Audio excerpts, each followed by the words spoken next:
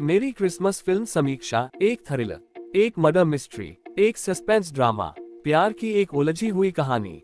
लेखक निर्देशक श्रीराम राघवन अपनी आखिरी निर्देशित फिल्म अंधाधुन के 5 साल बाद एक बार फिर इस बात का शानदार उदाहरण पेश करते हैं कि शानदार लेखन कैसा दिखता है। उनकी नवीनतम आउटिंग मेरी क्रिसमस केवल दो बहुत अलग अभिनेताओं कैटरीना कैफ और विजय सेतुपति की असामान्य जोड़ी के बारे में नहीं है। फिल्म बहुत आगे तक जाती है, अज्ञात क्षेत्रों में प्रवेश करती है और आपको धोखे, मौत और अंधेरे की दुनिया में डुबो देती है। आज के समय की अधिकांश फिल्मों के विपरीत, जहां कथा और निर्माण अक्सर जल्दबाजी और अनियमित होता है, मैरी क्रिसमस धीमी गति से चलती है। अपनी मनोरंजक और दिलचस्प कहानी के साथ यह आपको अधिकांश समय बांधे रखती है। क्या कुछ नीरस क्षण है? शायद। क्या यह अरुचिकर है? बिल्कुल नहीं। मेरी क्रिसमस एक ऐसा सिनेमा है जो आपको आराम से बैठने, आत्मसात करने, उसमें डूबने और गहराई से विश्लेषण करने पर मजबूर करता है। फ्रेडरिक डार्ट के ले मोटे चार्ज पर आधारित यह फिल्म जटिल पटकथा का दावा नहीं करती है, बल्कि यह काफी सहज और आसान है। जैसे जैसे कहानी सामने आती है, मोड़ और मोड़ आते हैं, लेकिन वे इतने अति उत्साही नहीं होते हैं और उनमें वह कारक का अभाव होता है।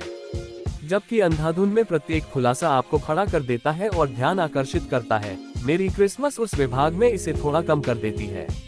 इसके अपने उच्च बिंदु हैं, लेकिन उनमें वह रोमांच तत्व नहीं है जिसे राघवन सामने लाने के लिए जाने जाते हैं। मैं हैरान या खुश नहीं था। एक रहस्योद्घाटन हुआ और वह इसके बारे में है। यह इस तरह से पंजीकृत नहीं होता कि आप अचंभित रह जाएं।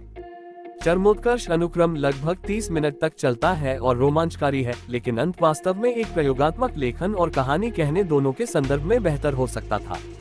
फिर भी यह आपको सोचने, अपने तरीके से इसकी व्याख्या करने और बाद में किसी मित्र के साथ इस पर चर्चा करने के लिए उत्सुक होने पर मजबूर करता है। मेरी क्रिसमस की पूर्व संध्या की एक मनहूस रात की कहानी बताती है, जहां एल्बर्ट, विजय सेतुपति, दुबई से मुंबई वापस आ गया है, या ऐसा उसका दावा है, और उसे पता चलता है कि उसकी मां अब नहीं रही। बम्बई अब मुंबई शहर में टहलते हुए वह एक भव्य रेस्तरां में दावत करने जाता है। वहां उसका रास्ता मारिया कैटरीना से मिलता है, जो अपनी डेट के लिए खड़ी हो गई है क्योंकि वह अपनी बेटी को साथ लेकर आई थी। वे एक दूसरे पर नजरें घुमाते हैं और फिर थिएटर के अंदर मिलते हैं। एक चीज दूसरी चीज की ओर ले जाती है और एल्बर्ट मारिया के पुराने जमाने के अपार्टमेंट में समाप्त होता है, लेकिन बाद में खुद को एक अपराध स्थल में फंसता हुआ पाता है। वह किसी भी क्षण भाग सकता है, लेकिन उसने रुकने और मारिया को चीजों का पता लगाने में मदद करने का फैसला किया। एक मर्डर मिस्ट्री में यह भ्रमित करने वाला रोमांस राघवन की मैरी क्रिसमस के लिए माहौल तैयार करता है और कई मनोरम क्षण पेश करता है। सबसे पहले क्रिसमस की पूर्व संध्या पर विजय और कैटरीना के घर पर प्रस्तुत आकस्मिक नृत्य अनुक्रम बहुत अच्छी तरह से प्रस्तुत किया गया है।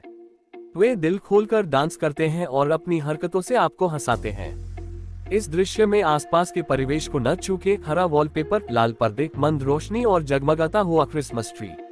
मैरी क्रिसमस महत्वपूर्ण दृश्यों पर जोर देने और तनाव पैदा करने के लिए अपने प्रकाश व्यवस्था और पृष्ठभूमि स्कोप डेनियल बी जॉर्ज द्वारा पर आधारित है। मुझे उपयोग किए गए प्रॉप्स के क्लोज अप शॉट्स बहुत पसंद आए, जो पूरी कहानी में महत्वपूर्ण बने रहते हैं। शुरुआती शॉट में मिक्सर ग्राइंडर और चश्मा, ओरिगेमी, टेडी बियर, लिफ्ट में बटन, एक्वेरियम में मछली और पक्षी पिंजरा। प्रमुख और सहायक कलाकारों के अलावा राघवन इन सभी तत्वों को अपनी कहानी कहने में महत्वपूर्ण पात्रों के रूप में उपयोग करते हैं। साथ ही इस बात पर भी ध्यान दें कि राघवन क्लासिक फिल्मों और दिग्गजों के संदर्भों का उपयोग कैसे करते हैं।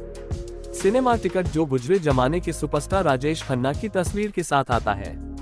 पृष्ठभूमि में अमिताभ बच्चन का उनके एंग्री यंग मैन के दिनों का एक कटआउट। 1973 की फिल्म राजा रानी का गाना जब अंधेरा होता है आधी रात के बाद भी है, जो एक महत्वपूर्ण दृश्य में पृष्ठभूमि में बजाया जाता है।